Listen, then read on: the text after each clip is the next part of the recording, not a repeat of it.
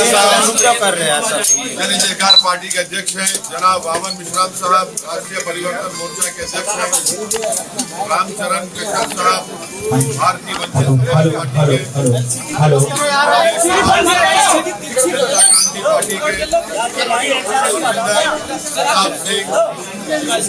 National president बहुजन मुक्ति party और जनाब शौकत अली साहब जो AIM के यूपी के अध्यक्ष हैं। फिर से रिपीट करें, तो हम तमाम ने मिलकर ये फैसला किया है कि हम लोग उत्तर प्रदेश के आने वाले विधानसभा में हम सब लोग मिलकर चुनाव में हिस्सा लेंगे और तकरीबन 95% सीट्स पर जहां पर हमारे कैंडिडेट होंगे किस पार्टी के होंगे तय हो चुका है। तीसरी बात हमने तय की है कि अगर उत्तर प्रदेश की जनता हमको अपने आशीर्वाद से, अपनी दुआओं से और अपने वोटों से कामयाब करती है तो ये जो अलायंस बना है इसके कन्वीनर जनाब बाबू सिंह कुशवाहा साहब रहेंगे और उसमें ये भी तय किया गया है कि अगर उत्तर प्रदेश की जनता इस अलायंस को, इस मोर्चे को सत्ता देती है तो ये तय हुआ है कि 5 साल के टेन्योर में 2 मुख्यमंत्री होंगे, एक OBC समाज के और एक दलित समाज के, और 3 डिप्टी CM होंगे जिसमें मुस्लिम समाज का भी होगा। तो ये 4 अहम बातें मुझे आप तक बताना था, आप तक पहुंचाना था। अब मैं माइक देता हूं जनाब बाबू सिंह कुशवाहा साहब को, मैं माइक देता हूं जनाब श्री वामन मिश्राम साहब को जो राष्ट्रीय परिवर्तन मोर्चा के अध्यक्ष हैं, वो आपसे बात करेंगे।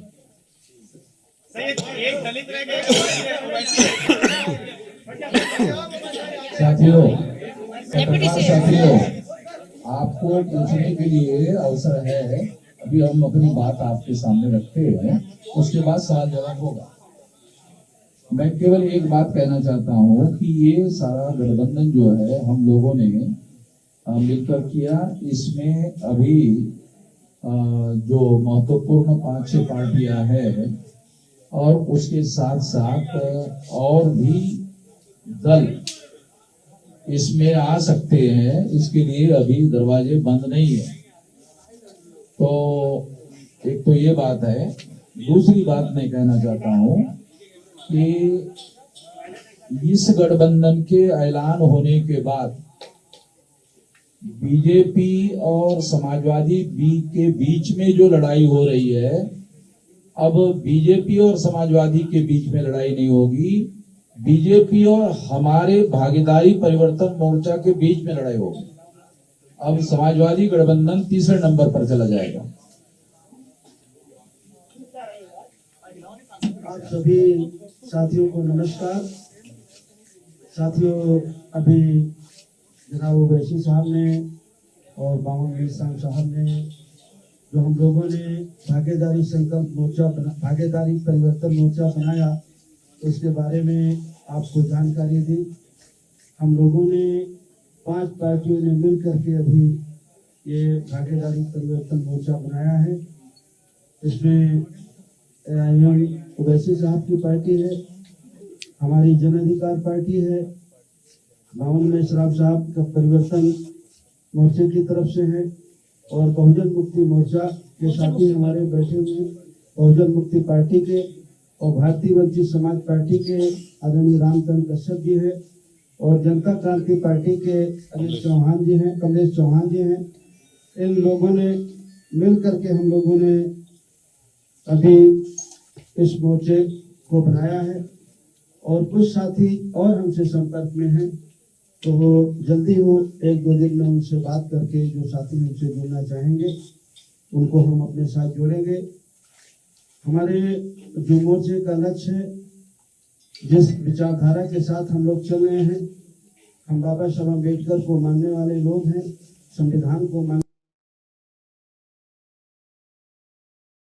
की चाहत है, जो संविधान की मंशा है। हम संविधान वादी लोग हैं। हमारा पहला नारा है कि जिसकी गिनती संख्या भारी उसकी उतनी हिस्सेदारी। हम लोग जाति जनगणना कराने के पक्ष में हैं। एक समान शिक्षा पद्धति, निःशुल्क शिक्षा और अनिवार्य शिक्षा। नई शिक्षा नीति के आड़ में जैसे पिछले साल कोरोना महामारी की जब शुरुआत हुई और 2 महीने सबको पूरे देश को बंद करके अंदर रखा गया, उस 2 महीने में जो 4-5 कानून बने, एक कृषि का कानून बना जिसको अभी वापस लिया गया, 1 साल किसान आंदोलन करते रहे। उसी तरह कृषि के बाद बिजली का कानून बना, लेबर एक्ट बना और नई शिक्षा नीति भी बनी। वो नई शिक्षा नीति ऐसी है कि जिस दिन वो जमीन में उतरेगी उस दिन आप हम सभी को पता चलेगा कि वो हमारे हित में है या हमारे बच्चों के नुकसान में। हम जहाँ तक समझ पाते हैं वो नई शिक्षा नीति भी कृषि कानून की तरह वो भी हमारे और आपके बच्चों के हित में नहीं है। पिछड़ों का जो रिजर्वेशन रोका गया उसको शुरू किया, लेकिन पूरी तरह नहीं शुरू किया, वो शुरू होना चाहिए। निजी क्षेत्रों में भी SC, ST, OBC का रिजर्वेशन लागू करने के पक्ष में हैं हम लोग। और जो अभी किसान की जो फसल खरीदी जाती है उसके लिए जो उनकी मांग थी कि सरकार एक गारंटी कानून बनाए कि उससे कम में खरीद न हो।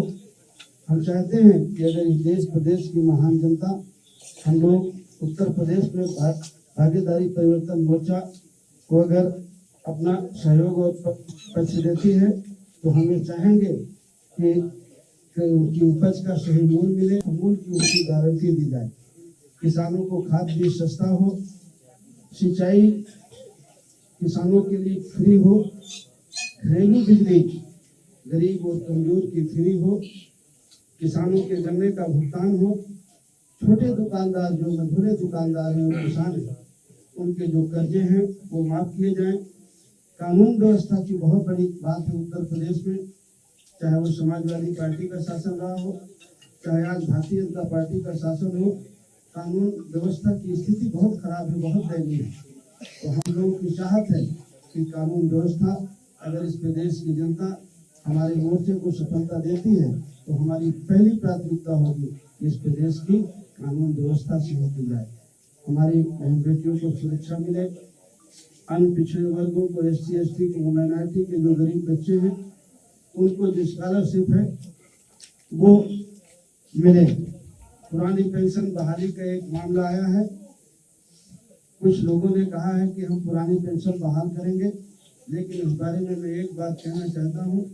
जब इस देश के प्रधानमंत्री माननीय अटल बिहारी वाजपेयी जी थे, उन्होंने पुरानी पेंशन को बंद कर दिया था, अब पेंशन नहीं दी जाएगी ऐसा उन्होंने कानून बनाया था। उस समय प्रदेश में समाजवादी पार्टी की सरकार थी और सबसे पहले अगर उस कानून को किसी ने माना तो उत्तर प्रदेश की सरकार ने माना।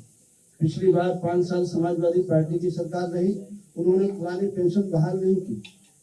अभी भी बंगाल में पुरानी पेंशन लागू है, बहुत सारे प्रदेशों ने धीरे धीरे करके उस पेंशन को खत्म किया, लेकिन सबसे पहले अगर खत्म किया तो उत्तर प्रदेश की समाजवादी पार्टी ने खत्म किया। आज वो जरूर कहते हैं कि पुरानी पेंशन हो, लेकिन वो करेंगे या नहीं करेंगे, लेकिन अगर इस मोर्चे को लोग सहयोग देते हैं, बहुमत देते हैं, तो ये मोर्चा जरूर पुरानी पेंशन को बहाल करेगा। ऐसी कुछ मुद्दों के साथ हम लोग चुनाव में जा रहे हैं। हमारे सीटों के बंटवारे में कोई विवाद नहीं है, लगभग 90-95% सीटों पर हम लोगों ने काम कर लिया है।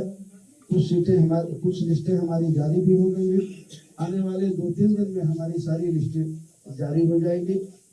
बस यही कुछ बातें आपको जानकारी में देना था। वैसे जी आप कहते थे कि मुसलमानों का मुख्यमंत्री उत्तर प्रदेश में होना चाहिए, लेकिन इस बार जो मुख्यमंत्री बनाएंगे उसमें एक भी मुसलमान नहीं रहेगा। कहाँ कहा था हमने? हमेशा से आप कहते रहे। कहाँ कहा था बताइए, किसने कहा? हमने कहा था कि हिस्सेदारी की लड़ाई है और हमारे राष्ट्रीय स्पोक्सपर्सन आसिम अखार साहब ने ये कहा था कि डिप्टी CM एक मुसलमान होना चाहिए, वही कंसिस्टेंटली हम लोग कह रहे हैं।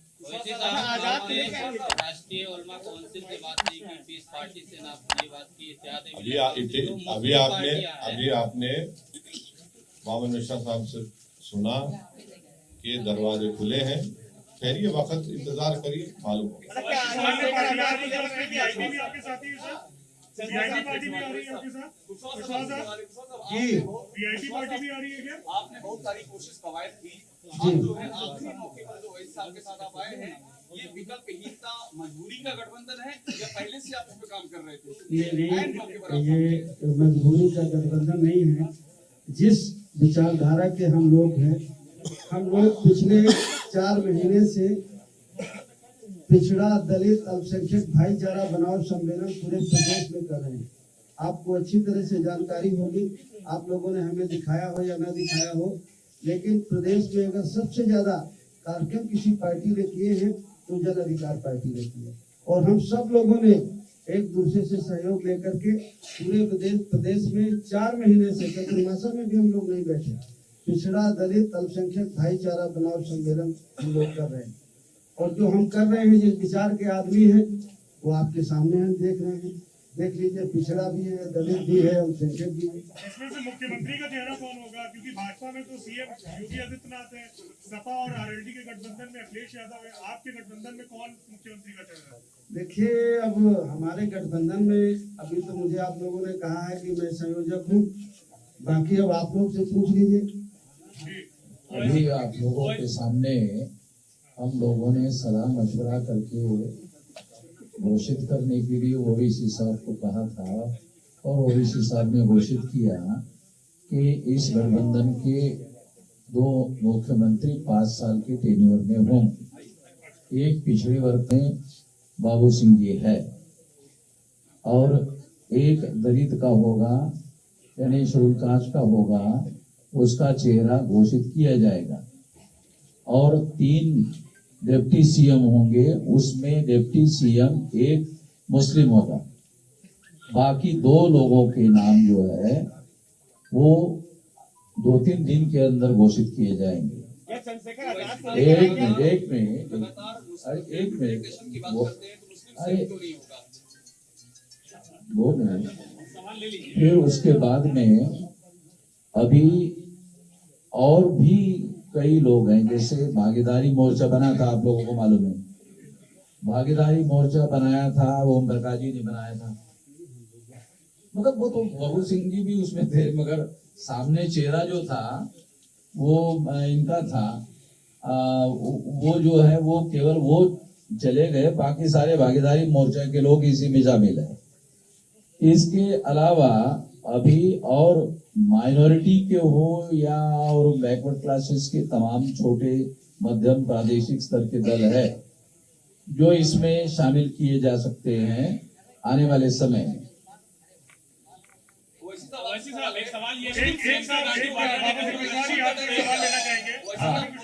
किसको पूछना है? मुझे पूछना है, एक सवाल आपसे लेना चाहेंगे।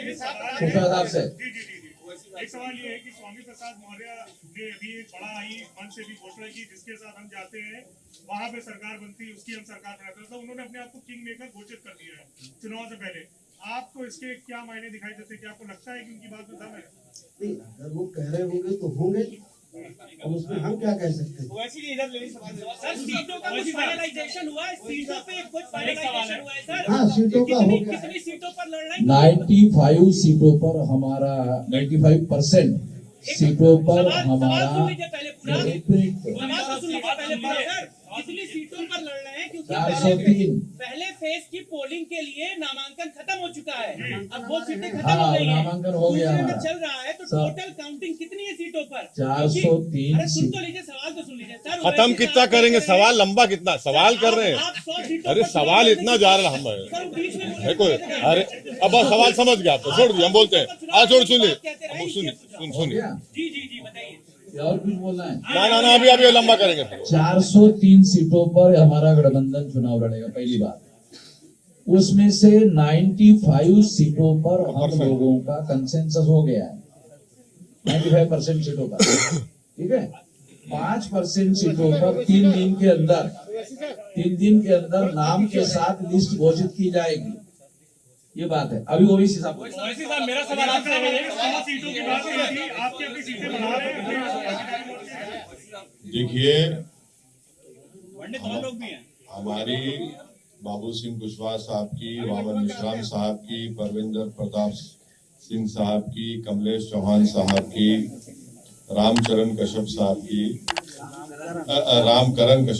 की, हम लोगों की बातचीत बहुत दिन से चल रही है। तो ये फर्स्ट फेज, सेकंड फेज, आप उस चक्कर में मत पड़िए। अरे सर अरे इतना बॉक्सिंग मैच हो रहा है क्या? इतना सबर रखिए। ये हमारी बातचीत पहले से चल रही है।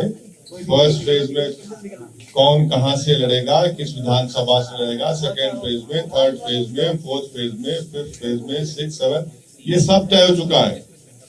तो इसमें आपको कोई ताज्जुब या परेशानी की बात नहीं होनी चाहिए। ये तय हो चुका है।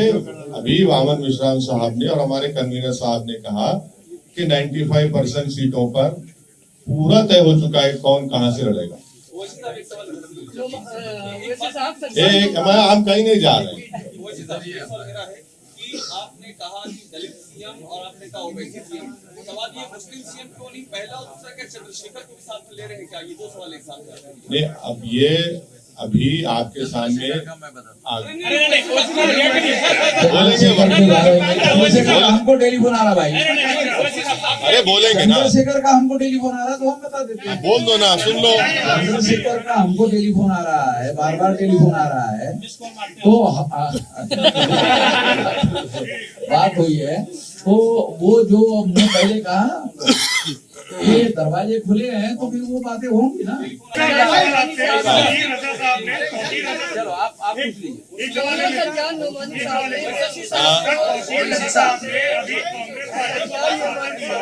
नहीं, मुझे कुछ नहीं जरा, एक एक करके पूछिए, एक एक करके। तौकीर रजा साहब ने कांग्रेस का समर्थन किया है। उन्होंने बोला है कि ओवैसी साहब को क्योंकि पूरे माहौल को देखते हुए और बीजेपी को क्योंकि हराना है, इसलिए उन्हें इन चुनाव से दूर रहना चाहिए, उत्तर प्रदेश के चुनाव से दूर रहना चाहिए, ऐसा वो कह रहे हैं। कुर्बानी देनी चाहिए उनकी राय हो सकती है। मेरा सवाल ये है, हाँ बोलिए विशाल। मेरा सवाल ये है कि कल प्रियंका गांधी वाड्रा ने जब प्रेस कॉन्फ्रेंस की तो उन्होंने कहा कि पोस्ट पोल अलायंस के लिए कांग्रेस के दरवाजे हैं वो खुले हुए हैं, और जब मुख्यमंत्री के बारे में पूछा गया तो उनका कहना था कि मुझसे ज्यादा बेहतर चेहरा आपको उत्तर प्रदेश में क्या नजर आता है? और ये भी कहा कि जरूरत पड़ेगी तो समाजवादी पार्टी को दे सकते हैं समर्थन। मैं कांग्रेस तरफ से कुछ नहीं बोल सकता। सज्जाद मोहम्मदी साहब ने आपको no comment, no comment, no comment, no comment. Sapa कहती है कि 10 मार्च को भारतीय जनता पार्टी कहती है इस बार 325 प्लस। आप बताइए कि उत्तर प्रदेश के चुनाव में क्या होने जा रहा है? देखिए, तीसरे स्टेज की लड़ाई के लिए देखिए, ये जो लड़ाई है ये पूरे कमजोर लोग मिलकर एक ताकत बन रहे हैं, और ये 99% वर्सेस 1% की लड़ाई है। जो 99% है और 1% संघ है, ये उसकी लड़ाई है। आपने पहले कहा था 100 सीटों पर लड़ेंगे। हाँ, अरे आप लिस्ट देखते जाइए ना। 403 अरे हमारे पूरे नंबर आ जाएंगे, पूरे नंबर आ जाएंगे आपके पास। क्यों आप फिक्र मत रहिए, मुतमईन रहिए। मुस्लिम सीएम के इशू पर आप कुछ बता नहीं रहे हैं कि वो पश्चिम में बड़ी दावेदारी आपकी। सुनिए, ये बात तय हो चुकी है जिसका जिक्र अभी हमारे कन्वीनर साहब बाबू सिंह कुशवाहा साहब ने कहा, वामन मिश्रा साहब ने कहा, उसी पर हम कायम। सर आजम खां की रिहाई के हवाले से आजम खां की रिहाई के हवाले से आप आवाज बुलंद किए हैं। अब्दुल्ला आजम ने कहा है कि अगर हमारे सच्चे हमदर्द हैं तो उनको उनकी वजह से जो सियासी नुकसान हो रहा है उस पर देखना चाहिए। तो उनको अपना नुकसान किससे हुआ वो पहले समझ लें। उनको किससे नुकसान हुआ वो उस बात को समझ लें। ऐसी सीटें हैं जिसमें बाबू सिंह कुशवाहा की पार्टी और ना, नो, नहीं है, बिल्कुल नहीं है, सब क्लियर है। लेकिन पश्चिमी उत्तर प्रदेश में आरएलडी और सपा के ऐसे कैंडिडेट्स हैं जो कि सपा के भी नामांकन हो रहा है और आरएलडी का भी नामांकन हो रहा है। क्या सिर्फ बटौवन की शुरुआत नहीं हो गई है? अच्छी बात है ना, मुबारक हो उनको। मुबारक हो। बल्कि उनका हसनपुर का जो कैंडिडेट है माशाल्लाह से वो तो आरएसएस के हैं और उनकी फोटो भी आई है। और माशाल्लाह से जो लोनी के आरएलडी के कैंडिडेट हैं उनके ताल्लुक से कहा गया कि दिल्ली के नॉर्थ ईस्ट के राइट्स में भी उनका जिक्र खैर आ रहा है, वो बता दें वो भी। तो अब ये तो ऐसा है तो ये ठीक है, आ रहा है सामने, देखिए। बाबू सिंह कुशवाहा जी, आपके पुराने साथी ओम प्रकाश राजभर कह रहे हैं कि उनकी पार्टी का नाम है जन अधिकार, लेकिन कोई उनका वो है नहीं इस समय, चाहे 403 पे लड़े कोई फर्क नहीं पड़ेगा। कोई बात नहीं, कह सकते हैं बड़े नेता, हमें उनकी बात पर कुछ नहीं कहना। बड़े नेता का डिफिनेशन इसमें क्या है कुशवाहा साहब, कुछ आप रहस्यमय चीज बता रहे हैं? कितने बड़े नेता है? देखिए और तो मैं सबसे बात करता हूँ, लेकिन अभिषेक जी से मैं बहुत डरता हूँ। मैं आप सबके बीच में कह रहा हूँ, अभी ये मुझे थोड़ी देर पहले पा गए थे तो मैं दौड़ के भागा, तब भी ये मुझे पकड़ लिए। तो देखिए अपने अपने आदमी के, हर आदमी के अपने दावे हैं, हर पार्टी के अपने दावे हैं, बीजेपी गठबंधन के अपने दावे हैं, बीएसपी के अपने दावे हैं, कांग्रेस के अपने दावे हैं, समाजवादी गठबंधन के अपने दावे हैं। सब अपने अपने कुछ भरोसे में, कुछ उनको जानकारी होगी तो कह रहे हैं। हम भी भरोसे के साथ कह रहे हैं कि हम भी पूरी मजबूती के साथ लड़ेंगे और किसी से कम नहीं लड़ेंगे और किसी से कम जीतेंगे नहीं। बीजेपी के तमाम लोगों ने आपसे संपर्क किया था, बात भी चाह रही थी कि आप उनके साथ हैं, बात नहीं बनी। देखिए संपर्क राजनीति में दो चार महीने पहले समाजवादी पार्टी से भी हुआ, कांग्रेस के भी लोगों से बातचीत होती है, बीजेपी के लोगों से भी बातचीत हुई। बातचीत का कोई मतलब ये नहीं है कि नहीं हमारा अलायंस हो रहा है। जो हमारा अलायंस हो रहा है, आज हम पिछले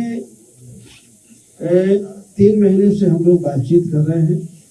और जो आपकी एक कंफ्यूजन है कि फर्स्ट फेज का नामांकन हो गया, हम लोगों की सहमति थे, हम लोगों ने नामांकन हमारे कैंडिडेटों ने किया है हर सीट में, कहीं आपने किया है, कहीं आपने किया है, कहीं आपने किया है, कहीं आप एक कैंडिडेट है। तो हमारी पूरी कोशिश है कि 403 में कोई सीट छूटे ना, और हम लोग मिल करके 403 सीटों में पूरी मजबूती के साथ लड़ें। कोई लेट नहीं हुआ, हम नहीं लेट हैं, हमारी पूरी तैयारी है। आज अखिलेश यादव ने आरोप लगाया है कि क्योंकि भाजपा ने आज प्रचार बैंक आज डिजिटल जो प्रचार तैयारियां थी, उनकी तैयारियां पहले से थी। तो क्या चुनाव आयोग के अधिकारियों ने बीजेपी को पहले से ही लीक कर दिया था कि इस बार डिजिटल प्रचार होना है? क्या आप भी मानते हैं कि अधिकारियों ने कुछ लीक की थी चुनाव आयोग की? और इसी से जुड़ा सुनिए एक मिनट देखिए,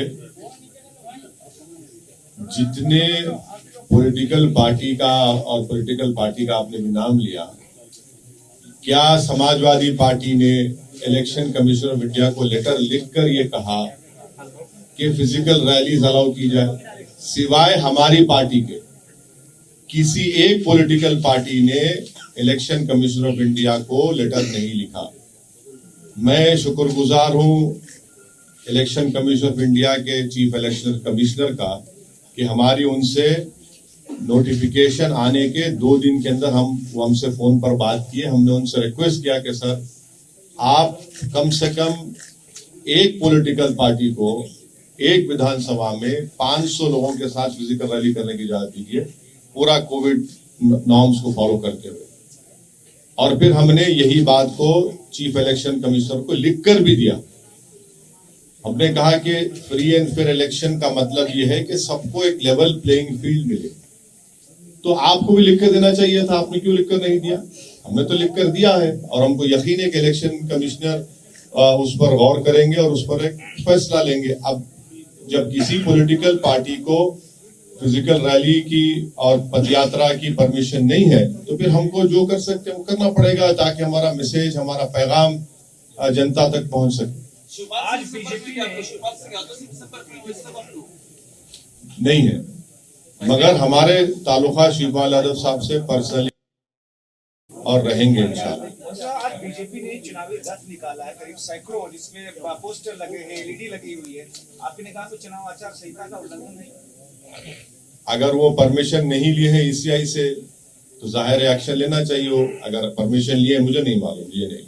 सर, इलेक्शन कमीशन ने जिस तरीके से कहा कि वर्चुअल रैली होगी, ऐसे में छोटी पार्टियां जिनके पास संसाधन नहीं है उस लेवल पे, वो क्या अपने मतदाताओं तक अपनी बात पहुंचाएंगे? उसका तरीका क्या होगा? और क्या आप इलेक्शन कमीशन से फंड की रिकमेंड करेंगे छोटी पार्टियां?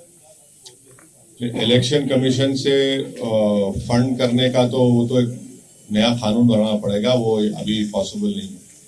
मगर अब जो भी है जिस तरह से है उसको हमको देख के आगे बढ़ने की जरूरत है। एक सवाल ये है कि मुजफ्फरनगर में अभी तक की जो सपा आरएलडी की लिस्ट आई है उसमें कोई भी मुस्लिम कैंडिडेट नहीं है। क्या मुजफ्फरनगर दंगों में जो चीजें हुई थी उसको आप भरपाई करने की, मैनेज करने की कोशिश की जा रही है ताकि मुस्लिम कैंडिडेट ना हो वहाँ पे सामने? मेरा मानना यह है कि एक बहुत ही सोफिस्टिकेटेड तरीके से वहां पर अल्पसंख्यक समाज की पॉलिटिकल वॉइस को दबाने की कोशिश हो रही है। ईवीएम से सर कैसे लड़ा जाएगा? हाँ, ईवीएम का जो सवाल है उस पर क्या कहें? आपको शक है? सभी को है, बहुत सारे आपको है? अच्छा, चलिए चलिए सर, थैंक यू सर।